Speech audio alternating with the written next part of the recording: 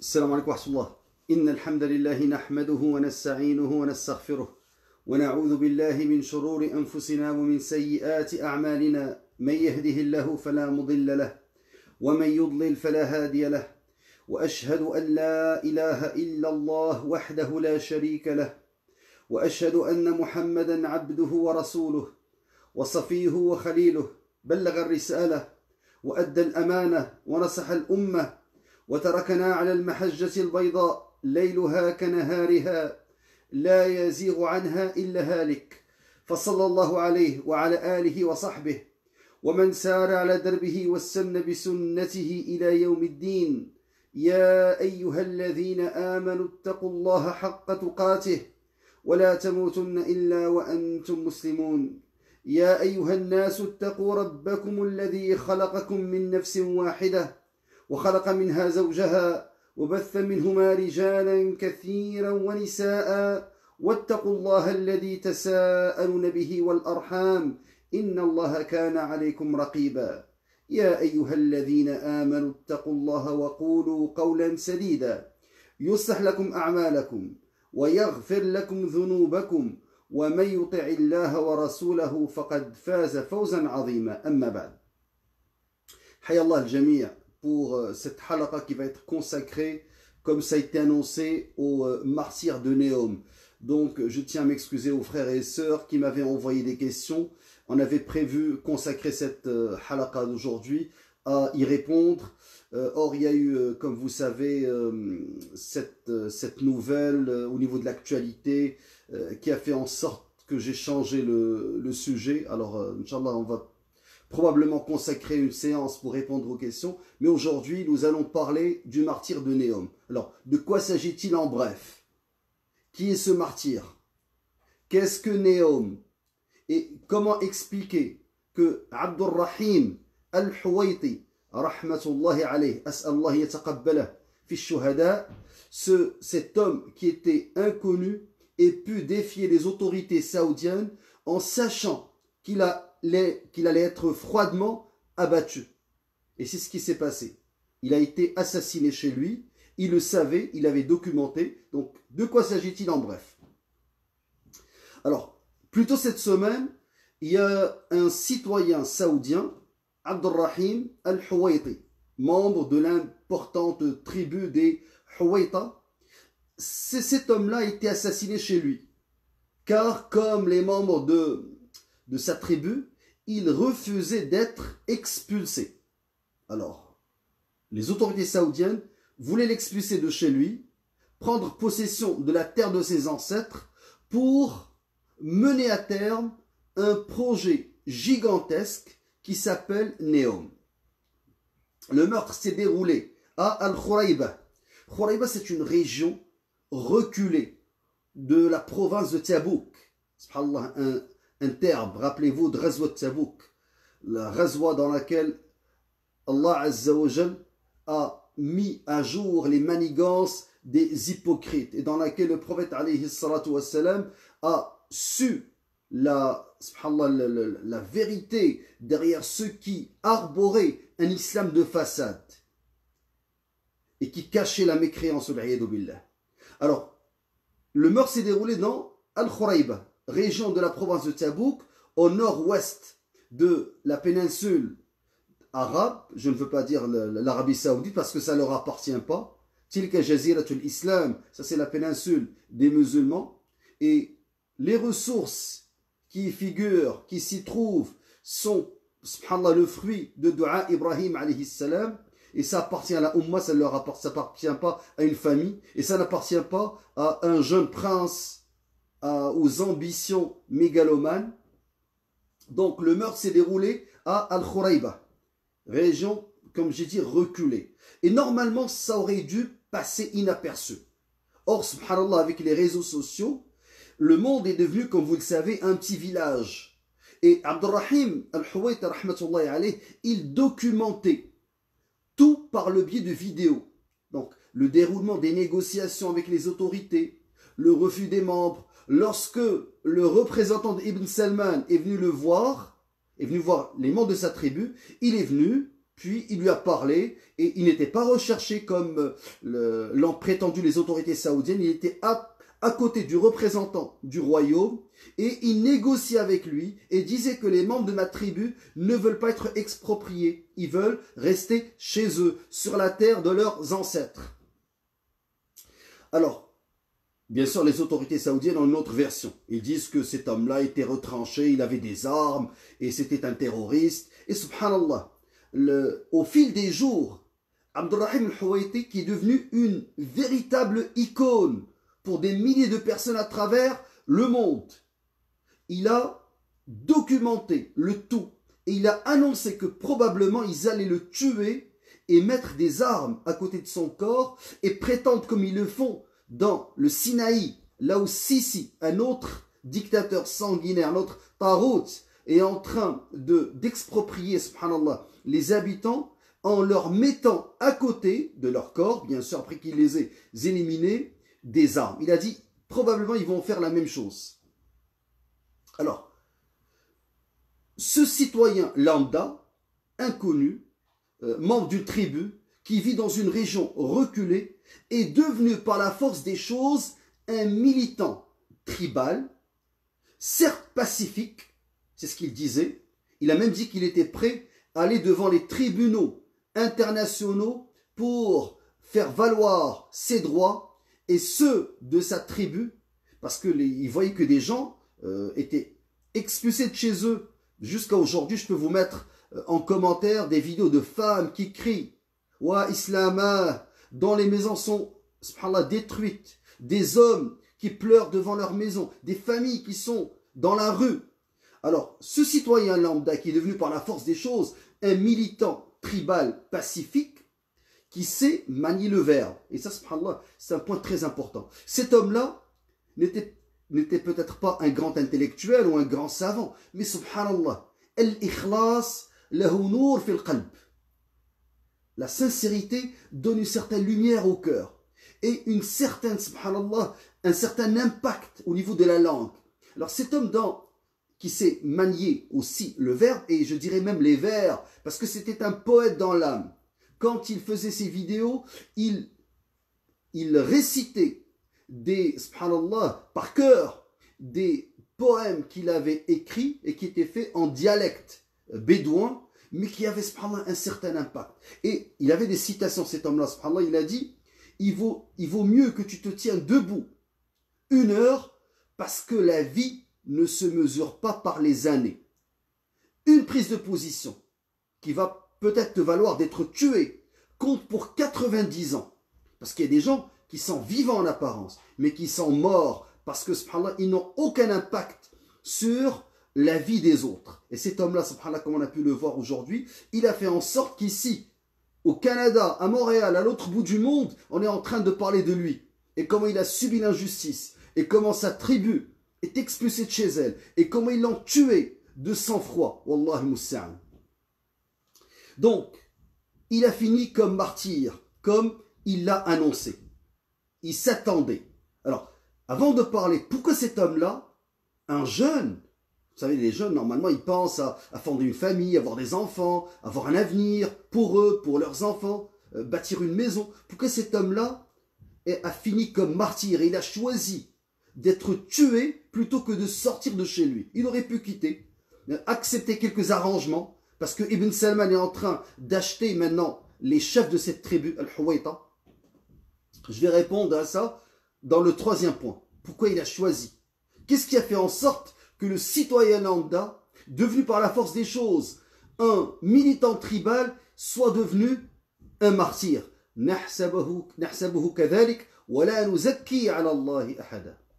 Donc, qu'est-ce que Néom?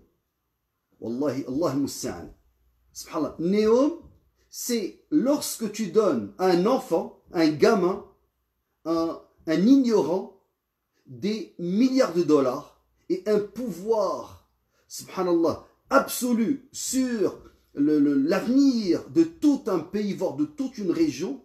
Alors, c'est ça Néom, en quelques mots. Néom, c'est ce projet auquel Abdurrahim al-Huwaiti et sa tribu s'opposaient. C'est un projet pharaonique, dans tous les sens du terme. Quand je dis pharaonique, c'est une ville futuriste. Une ville qui est située en nord-ouest de l'Arabie, à proximité de la frontière avec l'Égypte et la Jordanie, et sa superficie, écoutez-moi bien ça, sa superficie, c'est plus de 26 000 km², soit 33 fois New York, 250 fois la superficie de Paris.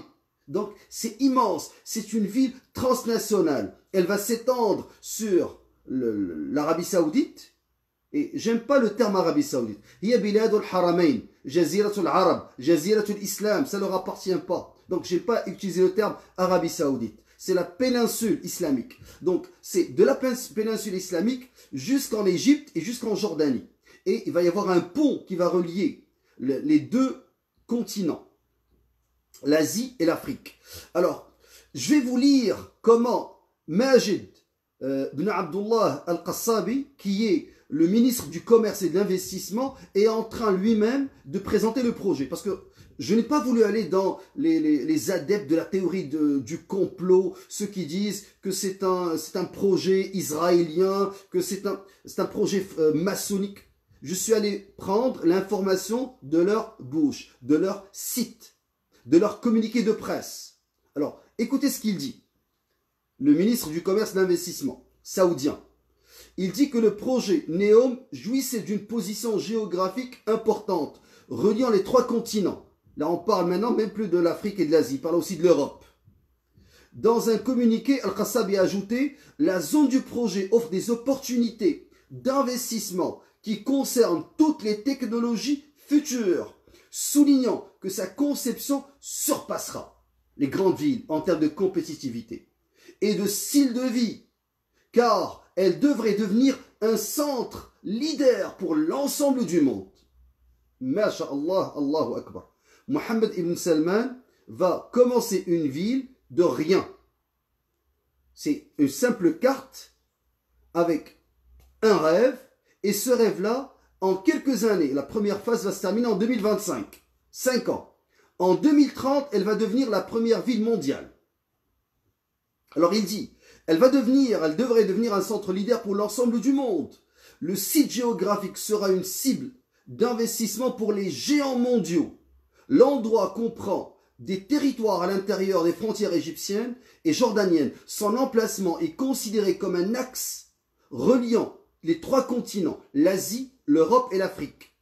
Comme 70% de la population mondiale peut avoir accès au site dans un délai maximum de 8 heures. Alors lui, il dit qu'en 8 heures, 70% de la population mondiale pourrait venir à cette ville futuriste, mégalomane, pharaonique, tout ce que vous voulez comme épithète. Et il dit que 10% du trafic commercial mondial passe devant ce détroit important. Donc, c'est sur la mer Rouge.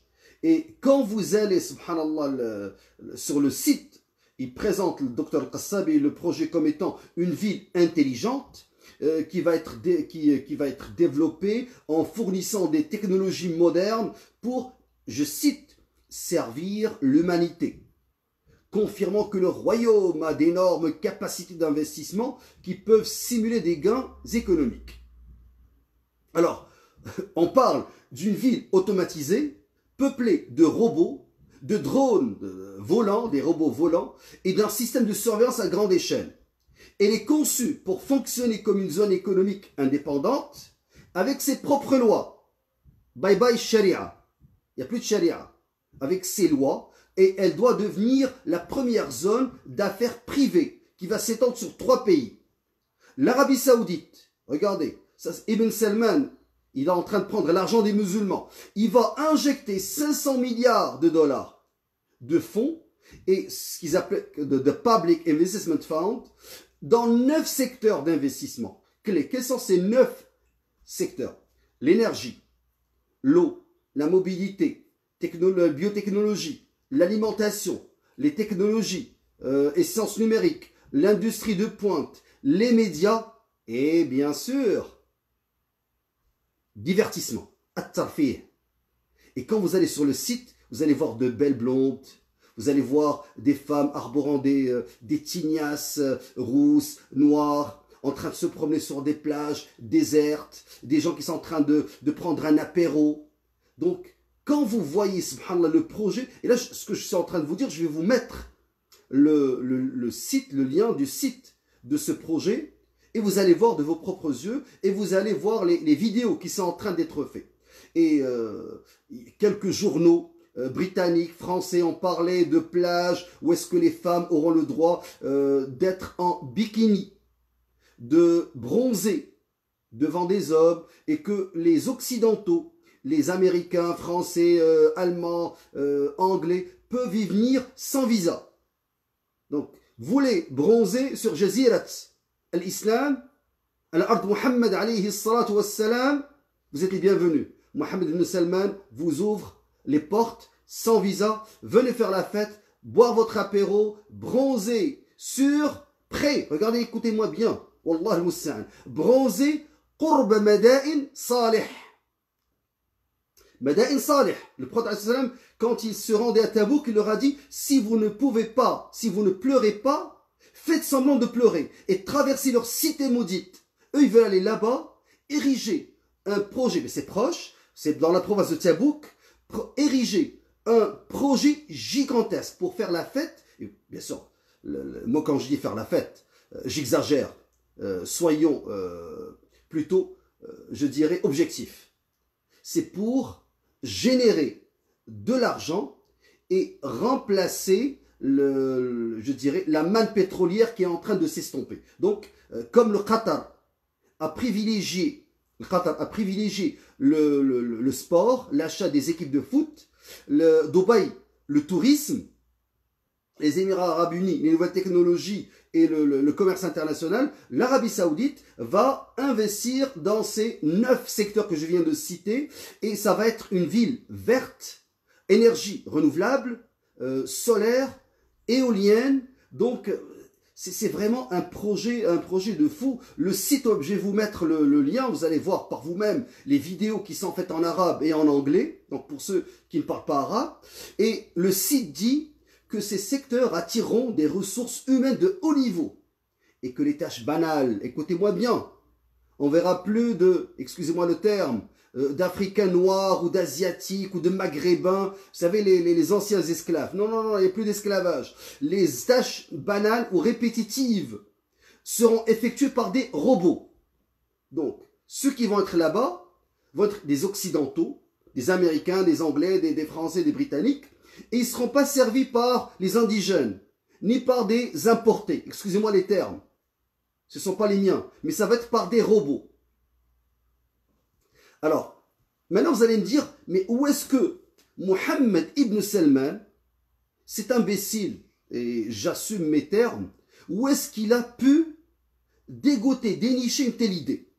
Ben ça prend un génie, ça prend quelqu'un, bien sûr, doué d'une vision futuriste, pour qu'il trouve... Alors, je vais vous lire une enquête du Monde, le journal Le Monde, signé par Aureliano Tonnet et Margherita Nassi. Il nous explique que Neom est la clé de voûte du plan de développement de MBS pour affranchir le pays de sa dépendance pétrolière en diversifiant son économie, notamment grâce au tourisme. Tourisme, ok. Maintenant l'inspiration. D'où vient l'inspiration? Et là vous allez tomber de vos chaises. Écoutez. Écoutez-moi bien. Il dit, au cours d'un trajet en avion, MBS, Mohammed ibn Salman, est tombé en pamoison, excusez-moi, est tombé en pamoison devant un film de super-héros. Ce n'est pas X-Men, ce n'est pas Superman, ni Spider-Man. Il est tombé en pamoison devant un film de super-héros, les Gardiens de la Galaxie. Alors il a demandé, il a pris son téléphone, il était en avion, il a pris son téléphone bien sûr, et il a demandé à l'un de ses conseillers d'en recruter le chef décorateur de ce dessin animé, et d'assembler une équipe de spécialistes et d'effets spéciaux de Hollywood. Alors, ce sont majoritairement eux, donc des cinéastes, qui ont conçu le projet Neom. Donc ça commence par des dessins animés. Moi je vous dis, c'est un gamin. Il regarde des dessins animés. Alors, MBS a également fait appel au futuriste Guy Hendrix Diaz, concepteur des décors des films Indiana Jones et de 2008, Inception de 2010, et il a dit, Hendrix Diaz, il dit, mon travail reste absolument confidentiel, étant donné sa nature innovante et ma relation avec le prince héritier. Wala hawla wala quwwata illa billah. Donc, Wallah, je sais qu'il y en a qui sont en train de rire. Wallah, ça fait pleurer, ça fait pas rire. Parce que ce gamin-là, avec ses 500 milliards qu'il est en train d'investir, lui prétend que chaque année, les revenus pour le royaume vont être de 100 milliards de dollars chaque année. Il a dit, on n'aura plus besoin du pétrole avec Neom. Maintenant, qu'est-ce que veut dire Neom? Néo vient du grec. Regarde, Néo, new, nouveau. Et M, Mustaqbal. Donc ça va être je dirais, le futur, le nouvel avenir, en français. Néom, le nouvel avenir.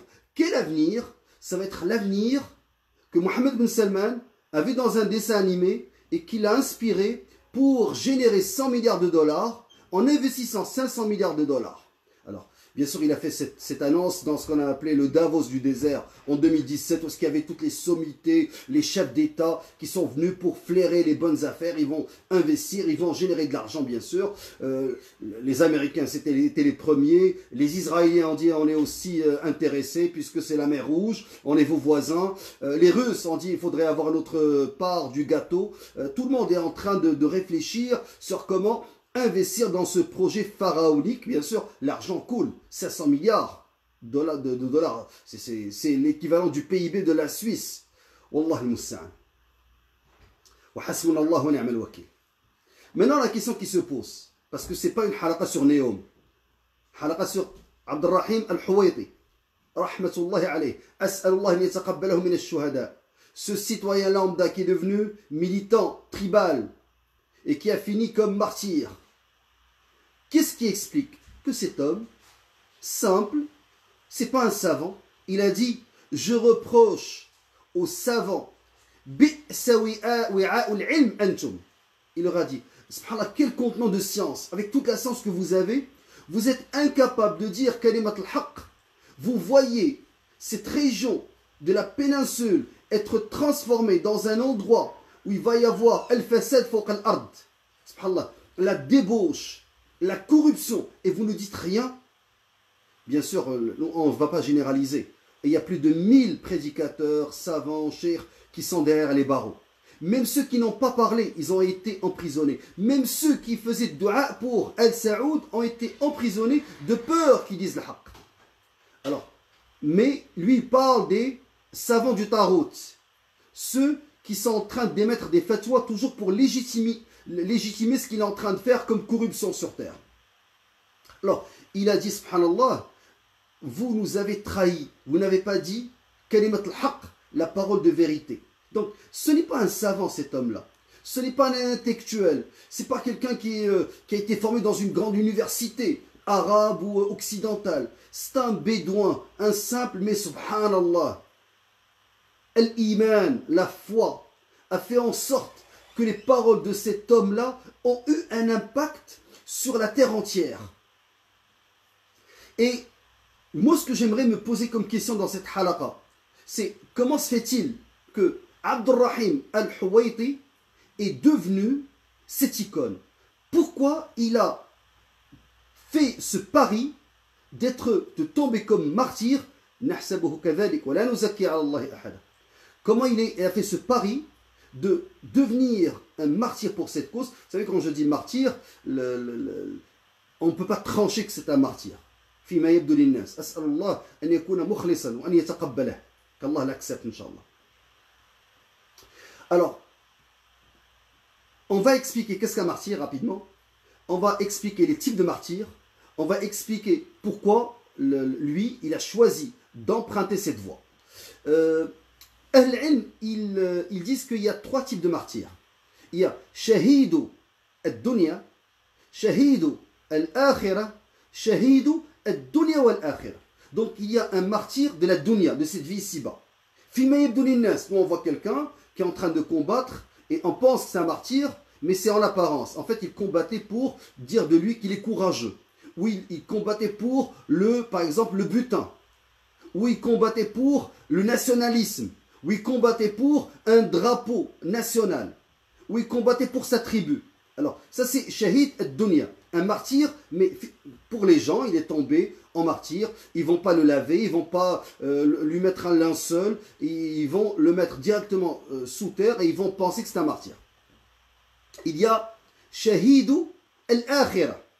Il a Shahid al-Akhirah, le prophète alayhi salatu wassalam, quand il a posé la question et il leur a dit qu'est-ce que vous pensez du martyr?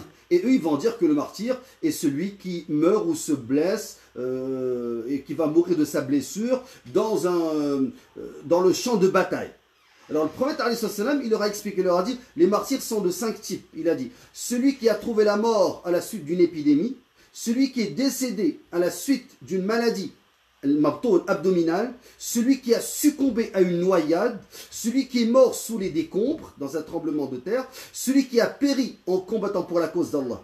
Et dans un autre hadith, à part celui de Abu Huraira que je viens de citer, qui est dans Sahih Bukhari, le prophète il a ajouté d'autres, subhanallah, catégories. Il a dit la personne morte brûlée. Il a dit la personne morte d'un abcès. Il a dit la femme qui est morte en accouchement. En fait, quand on revient dans Fath al-Bari, qui est l'explication de Sahih al-Bukhari, Ibn Hajar al-Asqalani dit les recherches dignes de foi ont abouti à une vingtaine de types de martyrs. Alors, la plupart de ces martyrs sont shuhada al-akhirah, des martyrs dans l'au-delà. Mais ici-bas, on va les laver, on va si on peut, si on a le corps, bien sûr, on va les ensevelir dans un linceul, kafan, et on va faire salat al-janaza sur eux. Mais ils ne sont pas considérés comme shuhada. La troisième catégorie, shahid ad-dunya wal-akhirah.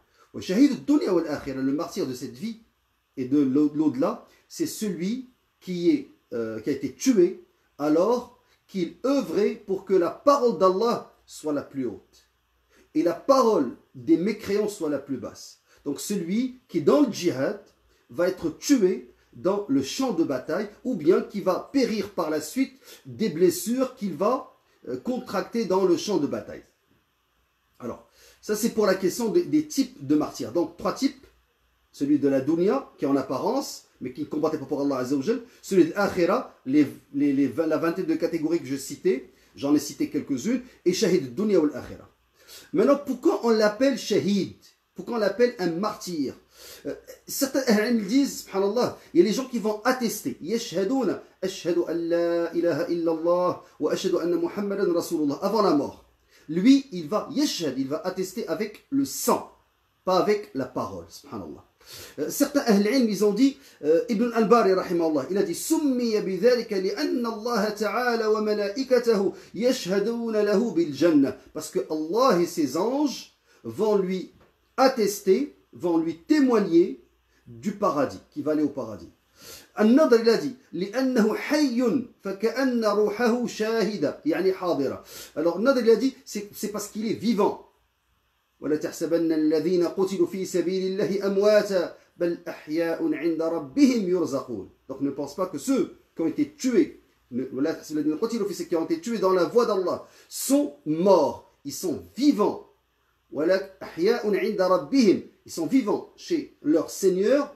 يرزقون. Donc يرزقون, c'est une insistance qu'ils ont leur subsistance. Donc ils sont vivants. Alors Nadr il dit, c'est comme si parce que son âme est elle atteste, elle est vivante. Aussi, on a dit que يسمى بالشهيد لأن يشهد عند موته تشهد له الملائكة. Donc il y a les anges qui vont attester pour lui au niveau de sa mort. Certains ont dit تشهد له ملائكة الرحمة. Donc il n'y a pas les anges de la punition, seulement les anges de la miséricorde. D'autres ils ont dit لأن الأنبياء يشهدون له بحسن الاتباع لهم, parce que les prophètes vont témoigner en sa faveur qu'il les a suivis sur cette voie.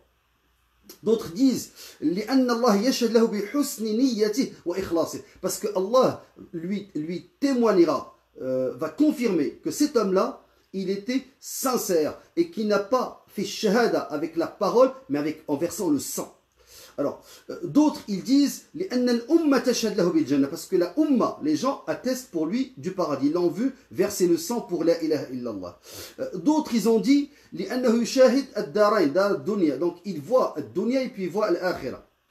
Grosso modo, comme j'ai dit, ça c'est l'explication pourquoi on appelle al-shahid, celui qui est tué, shahidan. Maintenant, comment expliquer? Dernier point. Comment expliquer que Abdurrahim al-Huwaiti, rahmatullahi alayh, ait choisi cette voie de verser le sang, d'être tué? Et il le disait, il a dit dans une vidéo que je pourrais vous mettre en commentaire, il risque de me tuer. Et après, ils vont mettre à côté de mon corps des armes pour prétendre que je suis un terroriste. Et je n'ai rien d'un terroriste. Je suis un simple citoyen qui ne veut pas que la terre de ses ancêtres soit transformée en un lieu de débauche. Un lieu où est-ce que, subhanallah, il y aura la nudité, il y aura le divertissement. Et vous savez que Mohammed bin Salman a remplacé Hay'at al-Amr bil Ma'rouf wa Nahi anil Munkar. Donc il y avait le comité de l'exhortation au convenable et de l'interdiction du blâmable a été remplacé par un autre comité, le comité du divertissement. Donc faire venir des chanteurs, des danseuses, faire des concerts en plein public, c'est ce que Mohammed bin Salman a fait, et c'est ça sa conception de l'Arabie Saoudite 2030. Et la clé de voûte de cette transformation, c'est Neom, ce projet pharaonique, et qu'il a choisi d'ériger dans la province de Tabouk, dans le nord-ouest, et là où est-ce qu'il y avait Al-Qarya, la région rurale de cet homme, rahmatullahi alayh. Maintenant, le prophète alayhi salatu wassalam, on va aller dans les paroles prophétiques pour comprendre pourquoi Abdurrahim al-Huwaiti a été transformé en un héros. C'est que Al-Qur'an wa kalam an-Nabi alayhi salatu wassalam, le Coran et la parole prophétique ont un impact sur les cœurs des hommes. Les Bédouins, parmi les compagnons qui étaient des bergers de dromadaires, sont devenus des bergers de l'humanité, des guides pour l'humanité. Qu'est-ce qui les a transformés? Ce n'est pas la prospérité économique, ni l'investissement, ni les universités. Ce qui les a transformés, c'est Al-Qur'an, Jil al-Qur'an, la génération du Coran. C'est As-Sunnah. Et c'est ce Coran et cette Sunna qui ont fait en sorte que l'Andalousie est devenue le phare du monde entier à un certain moment. C'est ce Coran et Sunna qui a fait que Youssef Mutashafin a pu secourir les gens de l'Andalousie. C'est ce Coran et Sunna qui ont fait que Salah ad-Din al-Ayyubi ait pu mettre fin aux croisades. C'est ce Coran et cette Sunna qui ont fait que Qutuz, rahmatullah alayh, a pu arrêter les hordes barbares des Tatars dans Ain Jalut. Alors, Ar-Rasul alayhi sallam, qu'est-ce qu'il nous a appris? Il a dit Walladhi nafsu Muhammadin biyadih, je jure par celui qui détient mon âme entre ses mains. Lawla an yashukka ala al-muslimin ma qa'adtu khilafa sariyatin taghzu fi sabilillahi abada. Donc, il a dit, si ce n'était pas difficile, dur pour les musulmans, je ne serais jamais resté sans sortir avec Sariya, avec un groupe de combattants qui va aller combattre fi sabilillah. Et il a dit, subhanallah, je jure par celui qui détient mon âme entre ses mains que j'aimerais lutter dans le sentier d'Allah. Ensuite, il va ajouter, la wadittu anni aghzu fi sabilillah fa uqtal thumma aghzu fa uqtal thumma aghzu fa uqtal. J'aimerais lutter dans le sentier d'Allah afin d'y tomber, il a dit, d'y tomber afin d'être tué, puis être ressuscité. Ensuite, il a dit être tué, ensuite ressuscité, ensuite être tué. Ça, c'est la parole du prophète, alayhi salam, hadith authentique, le Bukhari et Muslim. Alors, Abdurrahim al-Huwaiti, il connaissait un hadith, comme tout musulman. Le prophète, alayhi salam, dans un hadith authentique, il a dit, Inna lish-shahidi sab'u khisal. Le martyr jouit certainement de 7 caractéristiques. Certains hadiths disent 6, d'autres disent 9, d'autres disent 10. J'en ai retenu celui de 7, qui est l'un des plus authentiques. Qu'est-ce qu'a dit le prophète alayhi salam? Le martyr jouira certainement de 6 privilèges. Yughfar lahu min awwal daf'a. On lui pardonne, subhanallah, ses péchés après le premier versement de sang qui sort de son corps. وَيُرَى مَقْعَدَهُ مِنَ الْجَنَّةِ. On va lui montrer sa place au paradis. وَيُجَارُ مِنْ فِتْنَةِ الْقَبْرِ. On le protégera contre, subhanallah, l'examen, le test, la fitna, les troubles de la tombe auxquels peu de personnes échappent. وَيَأْمَنُ يَوْمَ الْفَزَعِ الْأَكْبَرِ. Et il sera en sécurité le jour du jugement dernier, lorsque tout le monde panique et tout le monde a peur. Le martyr, le shahid, il sera en sécurité. ويوضع على تأجه على رأسه ويوضع على رأسه تاج الوقار الياقوت منه خير من الدنيا وما فيها. Et cinquièmement, on va lui installer une couronne dont une seule perle est meilleure que le monde d'ici-bas et tout ce qu'il contient. Donc il aura une couronne, subhanallah. Tout le monde va voir shahid, le martyr. ويزوج باثنتين وسبعين زوجة من الحور العين. Et on va lui donner 72 épouses parmi Hur al-Ain, subhanallah, le jour du jugement dernier. وَيُشَفَّعْ فِي سَبْعِينَ مِنْ أَقَارِبِهِ. Et on va lui permettre d'intercéder en faveur de 70 parmi ses proches. Et dans une autre version, min ahli bayti, parmi les gens de sa famille. Alors, regardez, subhanallah, ce que le martyr a comme, subhanallah, faveur, comme privilège, comme mérite. Et le prophète alayhi salatu wassalam, il a dit, ma yajidu, ce hadith a été rapporté par Tirmidhi, An-Nasa'i, Ibn Majah, dans Sunan, Ibn Hibban, dans Sahih Ibn Hibban, et ça a été authentifié par Sheikh Al-Albani. Donc Abu Hurayra radiallahu anhu, il a dit, le prophète alayhi salatu wassalam, il a dit, ma yajidu ash-shahid min massi al-qatl, illa kama yajidu ahadukum min massi al-qarsa. Subhanallah. Les gens, quand ils rendent l'âme, il y a ce qu'on appelle sakaratul maut. Et le prophète, il souffrait plus que les autres. Parce qu'il a dit, nous les prophètes, on souffre le double de ce que vous souffrez quand on rend l'âme. Mais, shahid, comment, subhanallah, qu'est-ce qu'il ressent? Le prophète, il a dit, le martyr ne ressent de la mort que ce que vous ressentez lorsqu'on vous pince. Un simple petit pincement. Ça, c'est le martyr. Et il y a un homme qui a dit au prophète, alayhi sallam, hadith a été rapporté par Sa'd radiallahu anhu.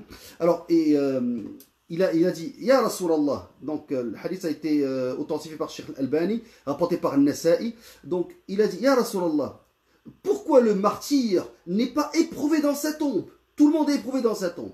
Al-Rasul alayhi salatu wassalam, il a répondu, il a dit, Kafa bi bariqati suyuf ala ra'sihi fitna.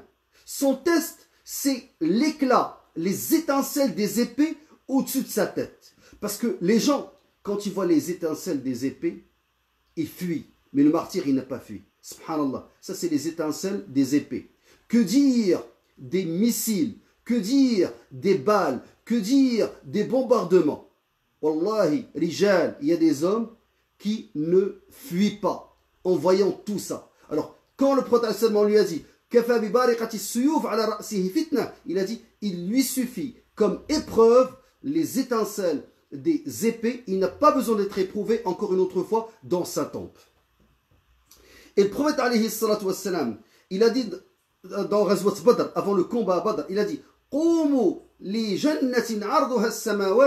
n'aura pas dit, levez-vous pour aller combattre. Levez-vous pour un paradis qui est aussi large que ce qu'il y a entre la terre et les cieux.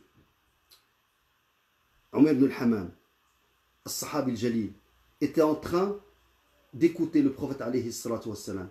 Il a pris, subhanallah, al-Ju'ba, là où est-ce qu'il y a ces flèches. Il a sorti quelques dates pour avoir de l'énergie. Ensuite, il a dit au prophète alayhi salatu wassalam, si je suis tué, je vais au paradis. Le prophète alayhi salatu wassalam a dit oui. Alors, il a pris ces dates et il a dit bakhin bakhin bakhin bakhin tuqalu ta'dim.